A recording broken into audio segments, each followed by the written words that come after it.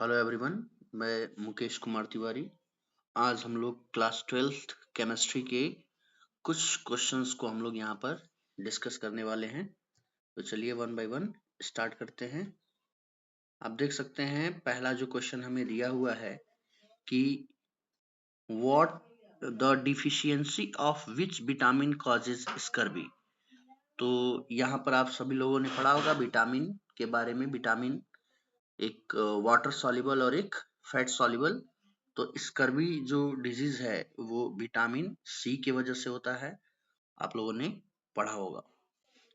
अगला क्वेश्चन दिया है इसमें कि क्वेश्चन नंबर 2 देखिए, विच of the following statement about coordination compound is true. Option दिया है the central metal atom in a coordination compound is always a transition metal. बात सही है। Ligand in coordination compound can be neutral molecule or anions. The ligands in coordination compound can be neutral molecules or anions only. ये भी बात सही है।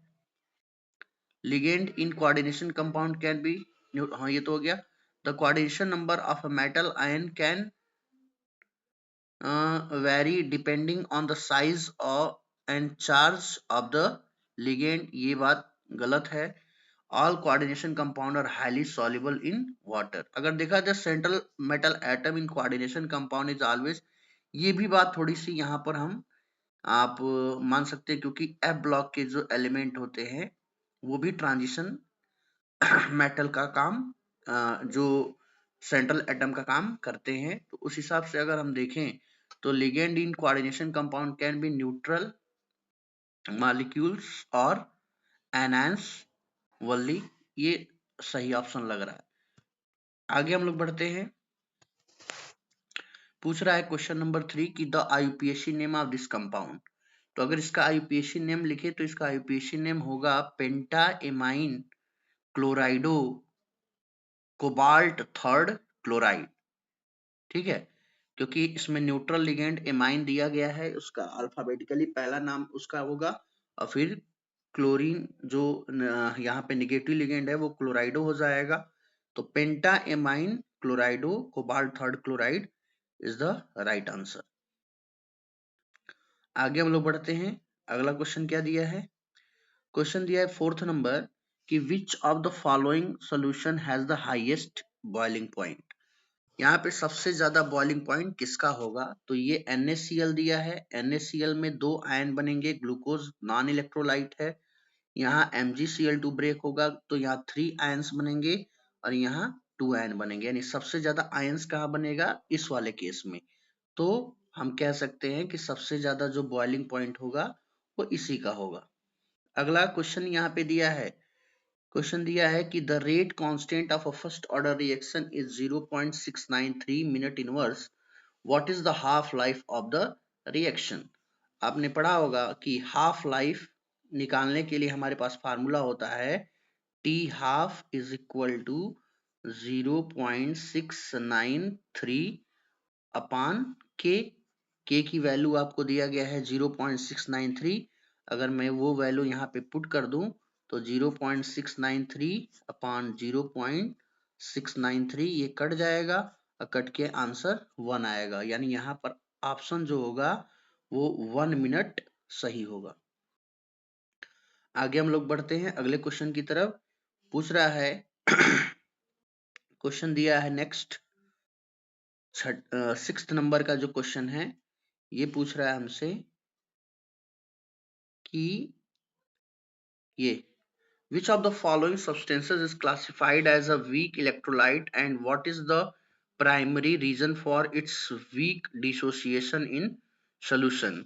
तो sodium chloride तो वीक इलेक्ट्रोलाइट नहीं होगा, तो इसका मतलब ये ऑप्शन नहीं होगा। एसिटिक एसिड, एसिटिक एसिड ये एक वीक इलेक्ट्रोलाइट है और it has a low ionization constant resulting in a partial, ये बात सही है। अमोनियम सल्फेट, अमोनियम सल्फेट जो है ये सॉल्ट है जो वीक बेस और स्ट्रॉन्ग एसिड से मिलकर बना हुआ है, और HCl जो है वो स्ट्रॉन्ग एसिड है।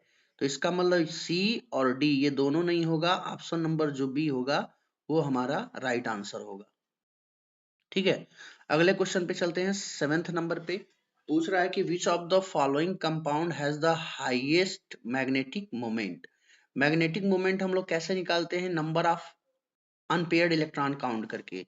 यहाँ पे अनपेयर्ड इलेक्ट्रॉन आप फाइंड करेंगे तो 4 आएगा, यहाँ पे निकालेंगे तो Ti3+ है, तो Ti का कॉन्फ़िगरेशन आर्गन 18 3d2 4s2 बनाते हैं, तो इसका मतलब यहाँ एक अनपेयर्ड आएगा। यहाँ Cr3+ है तो Cr3+ होगा। तो यहाँ पर आप देख सकते हो Cr का क्या होता है 24 होता है, आर्गन 18 3d5 4s1, तो इसका मतलब यहाँ पर दो, एक यस से निकलेगा और दो डी से निकलेगा, तो यहाँ पे 3 अनपेयर्ड आएगा और सबसे ज्यादा अनपेयर्ड यहाँ पर Mn2+ में आएगा। यानी अगर देखा जाए तो सबसे ज्यादा जो मैग्नेटिक मोमेंट हाईएस्ट अगर पूछा जाए तो अनपेयर्ड इलेक्ट्रॉन सबसे ज्यादा कहाँ है उसका होगा, तो उस हिसाब से option number D right answer होगा। आगे बढ़ते हैं हम लोग, क्वेश्चन नंबर 8 पे चलते हैं। पूछ रहा है कि which of the following compound gives a positive iodoform test. इसमें ऑप्शन दिया है इथेनॉल देगा, मिथेनॉल की ब्यूटेन 2 ऑल की प्रोपेन 1 ऑल। आइडोफॉर्म टेस्ट को लेकर आपको मैंने बताया होगा, आइडोफॉर्म टेस्ट वही देता है जिसके पास मिथाइल कीटोन ग्रुप होता है, ये मिथाइल कीटोन ग्रुप। तो अगर हम इथेनॉल को देखें, मिथेनॉल को देखें, अगर इन सबका स्ट्रक्चर आप ड्रा करेंगे तो इथेनॉल मतलब CH3 CH2 OH, ठीक है। यहाँ पर फिर मिथेनॉल CH3OH और यहाँ पे दिया है ब्यूटेन 2 ऑल, तो ब्यूटेन 2 ऑल जो है ये जाएगा आइडोफॉर्म टेस्ट के लिए, क्योंकि इसके पास सेकेंडरी अल्कोहलिक ग्रुप है और ये कीटोनिक ग्रुप में चेंज हो जाएगा, और जब कीटोनिक ग्रुप में चेंज हो जाएगा तो इसके पास मिथाइल कीटोन ग्रुप भी आ जाएगा, तो उस हिसाब से हम कहेंगे ब्यूटेन 2 ऑल जो है वो पॉजिटिव आइडोफॉर्म टेस्ट देगा। ऑप्शन नंबर सी हमारा यहाँ पर राइट होगा। आगे बढ़ते हैं,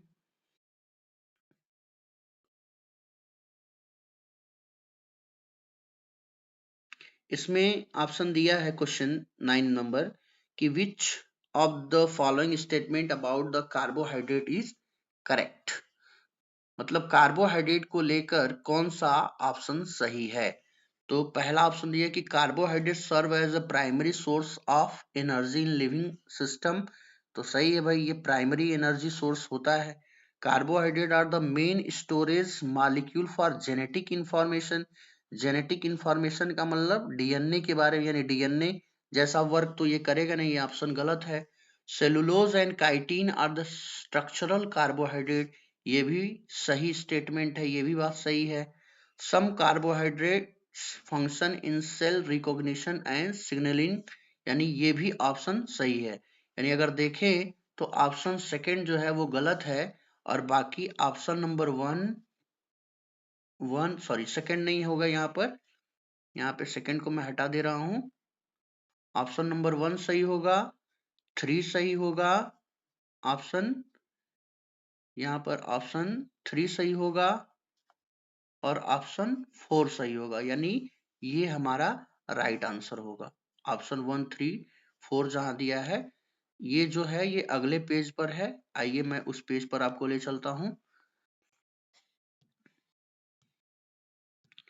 जो हमारा नेक्स्ट पेज है उस पर चलते हैं। ये हमारा ये नेक्स्ट पेज है, इस पेज पर आप देख सकते हैं ऑप्शन यहाँ पर दिया हुआ है।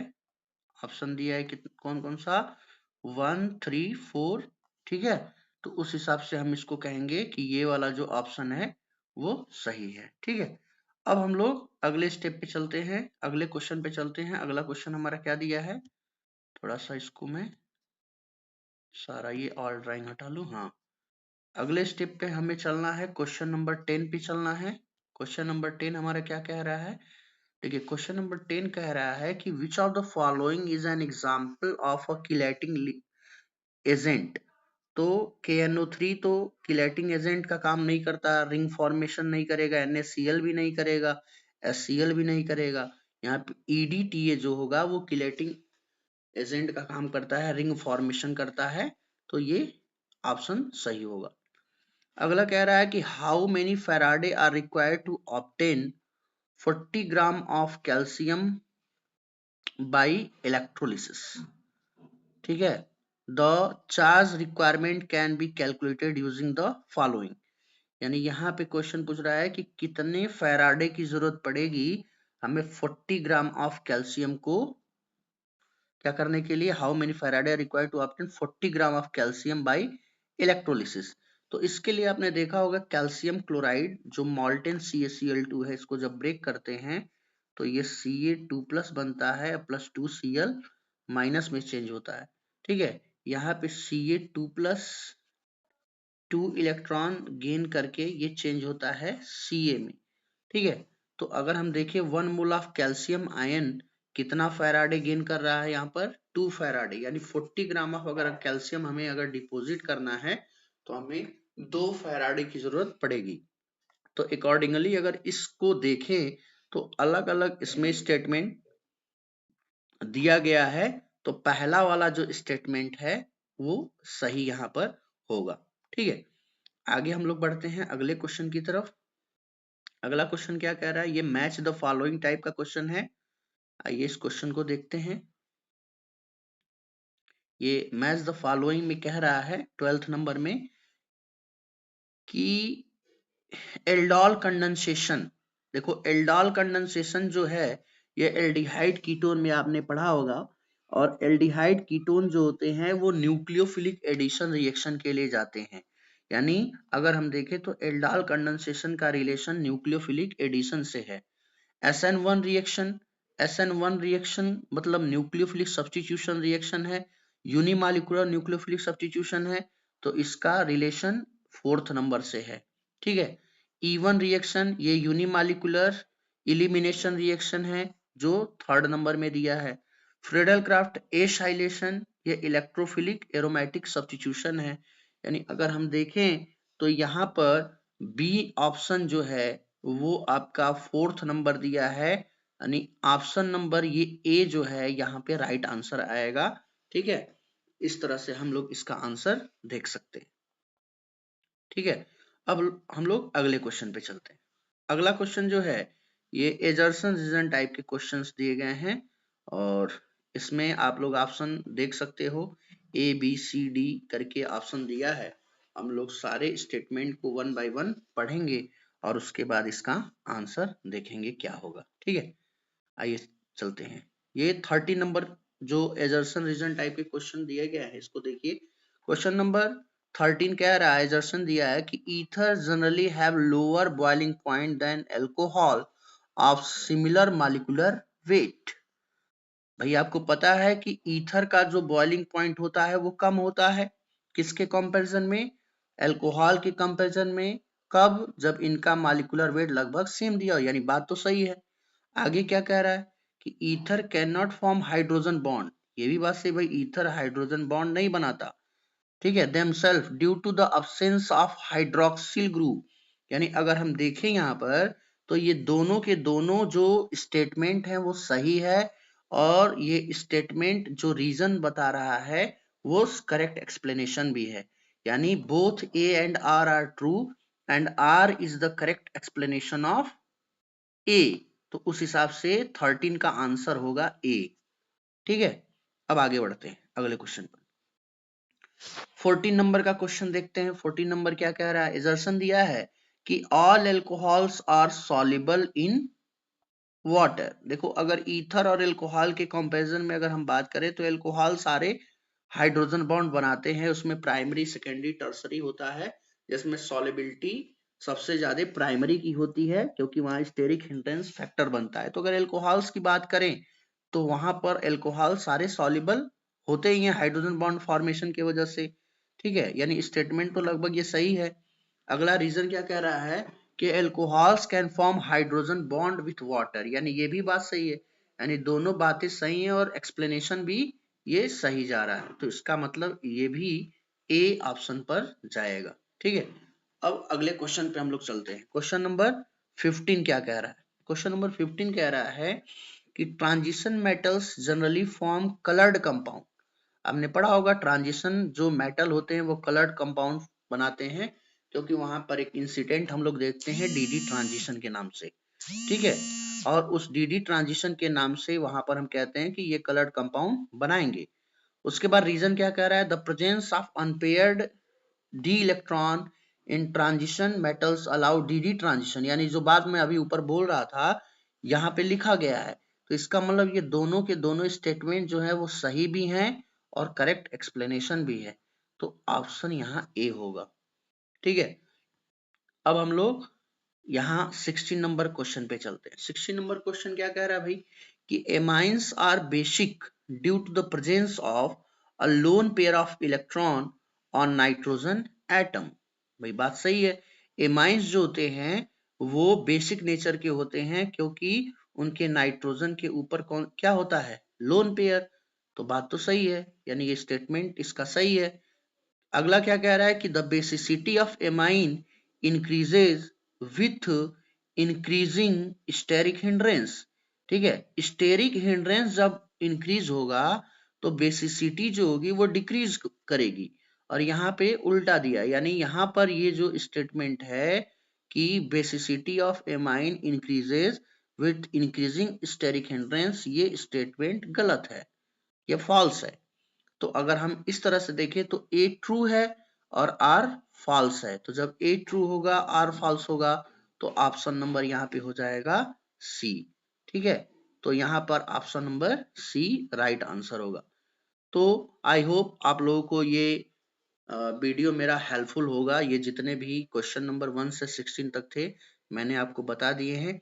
अगले जो प्रॉब्लम है सेक्शन बी के, सी और डी के, हम अपने नेक्स्ट वीडियो में बात करेंगे, ठीक है। तब अगर आपको बी सी डी जितने भी इसके प्रॉब्लम्स हैं अगर उसको देखना है तो मेरे नेक्स्ट वीडियो को जरूर देखिए। Thank you.